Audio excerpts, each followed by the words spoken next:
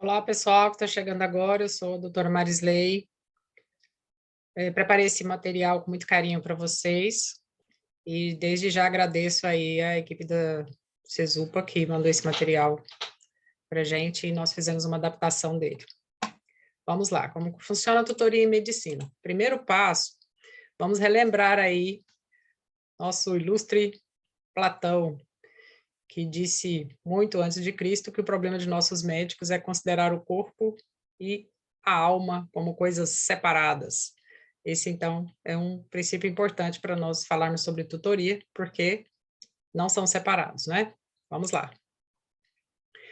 A tutoria, o curso de medicina, tem por base um modelo de aprendizagem baseado em problemas. Por isso que a gente ouve tanto, todos os dias, PBL, PBL, PBL.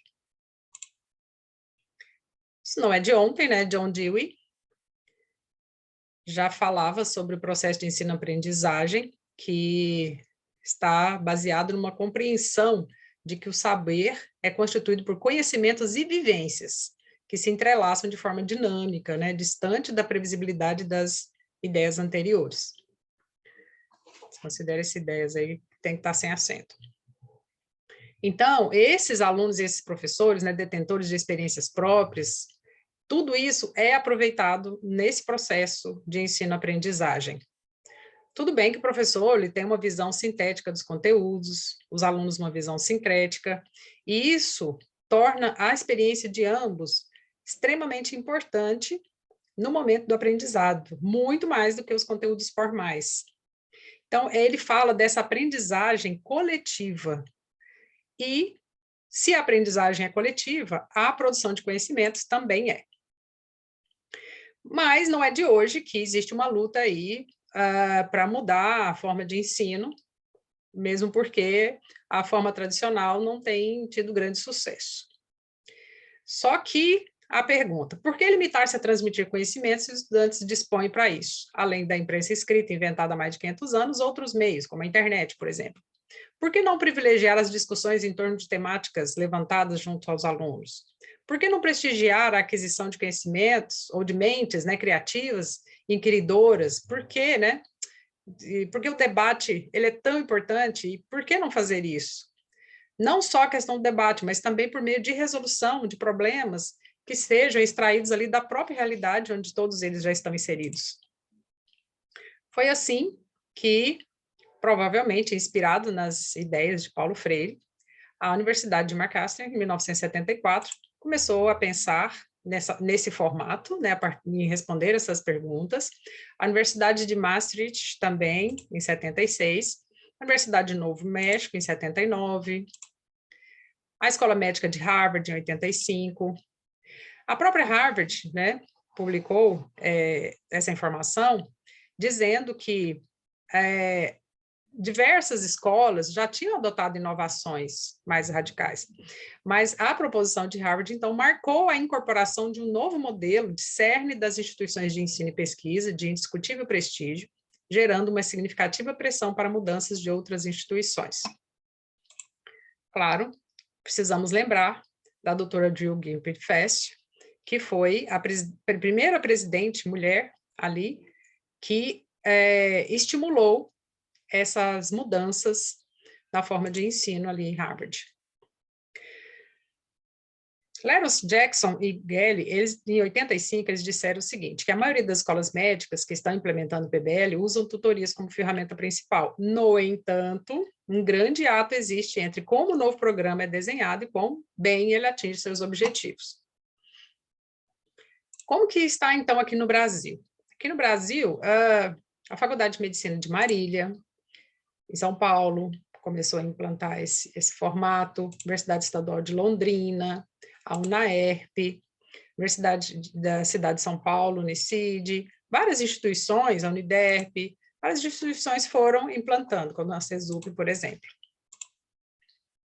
Quando a gente lembra de Paulo Freire, né, que foi, em suas viagens para a África, o grande idealizador da teoria da problematização, né, tendo início essas ideias com o livro A Pedagogia do Oprimido, ele já nos traz que essa nova pedagogia ela vai estar em oposição à educação como uma prática de dominação. Então, ele em sua teoria libertária, ele nos traz que a educação não pode ser uma prática de depósito de conteúdos apoiado numa concepção de homens como seres vazios, ou seja, o professor tem um balde cheio, o aluno tem um balde vazio, cabe ao professor despejar o que ele tem de seu balde na mente. E também, o aluno também pode trazer conhecimentos que possam levar ao aprendizado do professor. Mas vamos parar um tempinho, então, aqui para diferenciar essas características desses dois métodos. Junto com o método tradicional. No tradicional, a ideia é ensinar e aprender. No PBL, aprender a aprender. Na teoria da problematização, aprender fazendo. As disciplinas, no PBL tem módulos temáticos, ou seja, problemas. Na problematização, problemas oriundos da realidade. Na tradicional, aulas expositivas. No PBL, as tutorias. Na problematização, a realidade, campo de atuação, enfim, tem a ação, depois da ação vem a reflexão, e depois a ação novamente. Na tradicional, o aluno é passivo, o professor é o centro das atenções. No PBL, o aluno é o centro das atenções, o professor é o facilitador da aprendizagem, que é o tutor. E na problematização, o aluno é o centro das atenções, o professor é instrutor da aprendizagem e a comunidade é coadjuvante. Na tradicional, existem práticas em laboratórios específicos, ambulatórios e hospitais. No PBL, prática em laboratório multifuncional para integrar atividade, informática, habilidades, atitudes, ambulatórios, hospitais, enfim, à medida que o curso vai se desenrolando. E na problematização, tem também prática no OBS e outros cenários. A tradicional avaliação é formativa. No PBL, ela é formativa e cognitiva. E na problematização, ela é formativa e somativa. Vamos, então, à tutoria, que é o nosso objeto de estudo, de análise hoje. Os grupos tutoriais, eles são constituídos por aproximadamente 10 alunos e um tutor, e ocorre 2 vezes por semana. Para que serve essa tutoria? É para aprendizagem autodirigido, para despertar a curiosidade intelectual, a busca pela informação de forma independente, liberta, conforme nós trouxemos Paulo Freire aqui agora há pouco. O aluno precisa se libertar da dependência do professor.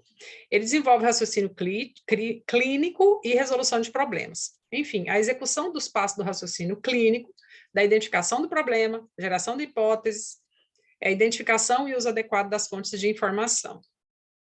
Claro, ela é uma ferramenta de comunicação para transmitir informações e ter interação interpessoal, importantíssimo em toda a carreira acadêmica e principalmente profissional.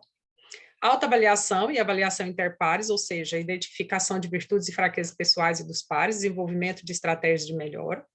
Dá um suporte, né, suporte emocional, interação social e crescimento pessoal. Vamos aos 7 passos, então, a tutoria. Primeiramente, é preciso fazer, deixa eu puxar esse negócio para cá, ler atentamente o problema, que já fez tutoria, sabe do que eu estou falando, ler atentamente o problema e esclarecer os termos desconhecidos. Então, já se fez ali a eleição do coordenador, do relator, e o relator vai à lousa. Depois de ler atentamente o problema e esclarecer esses termos desconhecidos com o dicionário, vai se identificar as questões problemas, né? As dimensões propostas pelo enunciado.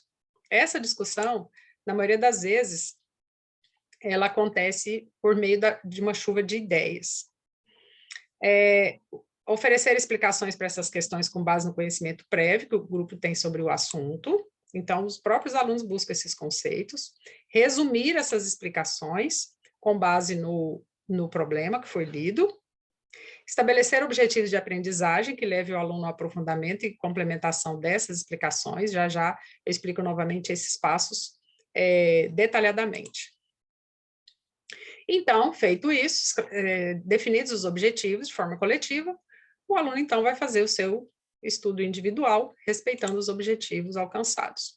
Ele volta depois, na segunda sessão, para a discussão no grupo tutorial dos avanços do conhecimento. Então, quais seriam as tarefas, né, os papéis e as tarefas do tutor?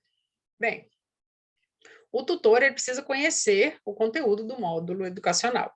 Ele precisa conhecer os recursos de aprendizagem disponíveis para esse módulo no ambiente ali da faculdade, da universidade, do centro universitário, né? Ele precisa conhecer os problemas do módulo e os objetivos de aprendizagem, esclarecer suas dúvidas junto ao coordenador geral do módulo, tem o líder, tem o supervisor, e o coordenador, previamente ao início das atividades, obter informações sobre os alunos que pertencerão a esse grupo tutorial, seus pontos positivos, negativos e seu desempenho em grupos tutoriais prévios. Isso ele consegue, com o rodízio das turmas, os tutores também conseguem isso.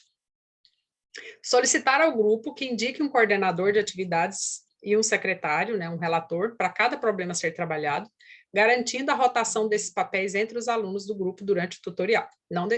Claro, não deixar que seja sempre o mesmo relator, aquela aluna que tem uma letra maravilhosa, é sempre ela que vai à lousa. Não, tem que fazer um rodízio. Observar a metodologia dos 7 passos, apoiar as atividades do coordenador, do secretário. Lembrar que não é papel do tutor dar uma aula sobre o tema ou os temas dos problemas, mas sim facilitar a discussão dos alunos de modo que os mesmos possam identificar o que precisa estudar para aprender os fundamentos científicos sobre aquele tema.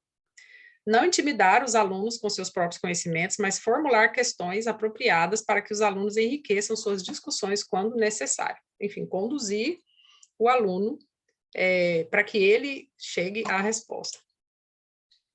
Isso é muito importante, favorecer o bom relacionamento dos alunos entre si e com o tutor, ajudando a construir um ambiente de confiança para o aprendizado, cobrar dos alunos as fontes de aprendizado que consultaram previamente ao início das atividades do grupo, né, o fechamento, e aplicar as avaliações pertinentes com critério e exigir que os alunos o façam. É papel do tutor também, gente, entregar as avaliações imediatamente após terem sido aplicadas, participar das reuniões semanais de tutores e apresentar críticas de debilidades do módulo e dos problemas e sugestões para melhorá-las, né? Então, toda semana tem uma reunião antes de cada tutoria. Criticar individualmente e construtivamente os alunos do grupo quando pertinente, de acordo com a ficha de avaliação. Valorizar essa avaliação. Avaliar os membros do grupo tutorial sempre que pertinente, conforme recomendado pelo coordenador da avaliação. Qual seria, então, o papel do aluno nessa tutoria, hein, gente? Primeiro, ele tem que assumir papéis, né? O coordenador é um aluno do grupo tutorial. O papel do coordenador é muito importante. Ele deve orientar os colegas na discussão do problema, seguindo a metodologia dos 7 passos, favorecendo a participação de todos e mantendo o foco das discussões no problema. Desestimular a monopolização ou a polarização das discussões entre poucos membros do grupo, favorecendo a participação de todos. Apoiar as atividades do secretário, estimular a apresentação de hipóteses e o aprofundamento das discussões pelos colegas. Também é papel do coordenador respeitar posições individuais e garantir que estas sejam discutidas pelo grupo com seriedade e que tenham representação nos objetivos de aprendizagem sempre que o grupo não conseguir refutá-las adequadamente. É o coordenador que resume as discussões quando pertinente. Exigir que os objetivos de aprendizagem sejam apresentados pelo grupo de forma clara e objetiva e compreensível para todos e que sejam específicos e não amplos e generalizados. Solicitar auxílio do tutor quando pertinente e estar atento às orientações do tutor quando estas forem oferecidas espontaneamente. O papel do secretário ou, como queiram, do relator. Esse relator que vai à lousa, né, que passar as informações tanto na abertura quanto no fechamento, ele vai anotar em quadro, de forma legível e compreensível, as discussões e os eventos ocorridos no grupo tutorial de modo a facilitar uma boa visão dos trabalhos por parte de todos os envolvidos. Ele deve, sempre que possível, ser claro e conciso em suas anotações e fiel às discussões ocorridas. Para isso, solicitar a ajuda do coordenador do trabalho e do tutor. Deve respeitar as opiniões do grupo e evitar privilegiar suas próprias opiniões ou as opiniões com as quais concorde. Deve anotar com rigor os objetivos de aprendizado apontados pelo grupo. Deve anotar as discussões posteriores e classificá-las, segundo os objetivos de aprendizado anteriormente apontados. Então, é ele quem anota tudo isso. Então, mas para isso, e os demais alunos precisam participar ativamente. Ninguém pode falar demais e ninguém pode ficar calado. Construção dos problemas. Claro que esses problemas são construídos, né, gradativamente. Tem um grupo de planejamento, né, que são docentes de várias disciplinas. A partir daí, faz-se oficinas de trabalho com definição de conteúdos e módulos. Há uma construção da árvore temática, né, que são quais são os temas mais abrangentes e quais são os temas mais específicos. E define-se, então, os objetivos de aprendizagem para, enfim, criar os problemas. Normalmente, são embasados em um caso real ou junção de casos reais em que se constrói esses casos, mais próximos possível da realidade. O problema para o modelo BBL, ele precisa ser uma descrição imparcial de um caso clínico, né, comum, que necessita de uma explicação para os mecanismos e processos que estão por detrás de todo aquele caso, normalmente, paciente JS, solteiro, residente. Pode ser um cenário regionalizado que enfoque problemas socioculturais e de saúde pública típicos da sua cidade ou do estado, pois serão esses os problemas reais que eles vão encontrar na comunidade. Devem ser formulados de uma maneira clara e concreta, suportando também expressões de linguagem popular. Os alunos devem ser capazes de alcançar os objetivos por meio do enunciado. Devem ter graus de complexidade diferentes para cada momento do ensino, né? Então, primeiros anos mais simples, os anos seguintes, cada vez mais complexos. Um bom exemplo para isso aí, vamos lembrar em meados do século XX, né, Fleming, todos devem conhecer a história da placa de PET contaminada. Durante suas pesquisas bacteriológicas, notou que uma das placas semeadas com Staphylococcus aureus estava contaminada com fungos. Ao invés de desprezar essa placa, observou que havia ausência de crescimento bacteriano próximo ao fungo. Então, esse é um exemplo, então, de um pequeno enunciado, né, para um caso. Então, leia atentamente o problema e esclareça os termos desconhecidos. Lido isso? Tem algum termo desconhecido aí? Depois, identifica as questões, né, quais são, após esses termos, quais são os termos que tem aí, coloque no quadro e venha definindo cada um deles conforme os conhecimentos prévios que vocês possuem. Depois que colocou termos desconhecidos, fez uma chuva de ideias ali no modelo brainstorm, que a gente faz um mapa mental. Então, vamos fazer então o resumo dessas explicações, ou o resumo do caso. A partir daí, então, vamos estabelecer os objetivos do aprendizado. Mas lembre-se, a gente tem que ir com humildade para não achar que já sabe tudo, né, e nem achar que não sabe nada. Então, meio termo, vamos em busca dos conhecimentos. Para isso, eu gosto sempre de relembrar Voltaire, né? Médicos são homens que receitam medicamentos que pouco conhecem para curar doenças que conhecem menos ainda, a seres humanos de que nada sabem. Então, quanto mais a gente souber, melhor. Lembrando aí a frase ponto de Sócrates, que eu sempre alerto, né? Quando você estuda demais, você chega ao ponto de Sócrates. Só sei que nada sei.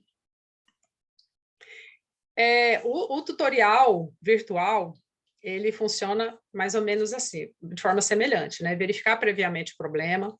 Aqui no caso da Unifam, a gente registra no sistema, informa qual que vai ser a página, né, de acesso, abre a sala virtual, inclui os alunos, procede à tutoria no horário normal, estimula e monitora a participação e registra também no diário físico, seguindo todos os passos. Entre os tutores, o que a gente faz? Prepara os problemas previamente, participa das reuniões virtuais, utiliza o grupo Zap para assuntos de tutoria, entre os tutores, em grupos de alunos, melhor não entrar, mas se entrar, evitar qualquer comentário fora da tutoria, o ideal é não participar. Seguir essa hierarquia aí com direção, coordenação de curso, supervisão de tutoria, secretaria, líder de tutoria, tutor e aluno. Então, aluno, é um problema, primeiro fala com o seu tutor. Em síntese, o que significa, então, esses dois momentos da tutoria? Vamos lá. Será que ficou isso? Ficou claro? Define o coordenador e o relator, não repetir cargos. Fazer a leitura do problema de forma individual, depois a leitura do problema coletivamente, identificar os termos desconhecidos, fazer a chuva de ideias, é o mapa mental, identificar a ideia central, fazer o resumo, detectar quais são os objetivos, fazer o feedback e as notas. No segundo dia de fechamento, os alunos já foram para casa, já estudaram, já pesquisaram. O tutor não tem problema algum se ele indicar 3 bibliografias, né? No segundo dia de fechamento, então, o grupo vai responder a cada um dos objetivos, né? O coordenador tem um papel muito importante, relator importantíssimo, mas todos precisam trazer suas tutorias feitas. Feito isso, então, respondido todos os objetivos, fazer o mapa conceitual. Às vezes o fechamento é longo, né? Então, você pode fazer o mapa conceitual desse problema na abertura do próximo problema, que a abertura costuma ser um pouquinho mais rápida.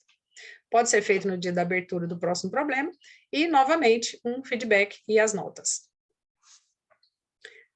A tutoria também, ela tem a consultoria, se você, mesmo depois de todo esse processo, tendo participado de todas as tutorias, enfim, você não faltou, você participou, tendo participado ativamente desses 3 momentos, né, da abertura, do fechamento e do mapa no problema anterior, no problema seguinte, você pode, então, enviar suas dúvidas para a consultoria. Há também a conferência, que é um assunto que se aproxima do tema da tutoria, em que um tutor reúne todos os alunos em um dia e faz essa conferência. Então é isso, pessoal. Grande abraço. Qualquer dúvida que vocês tiverem aí, nós estamos à disposição.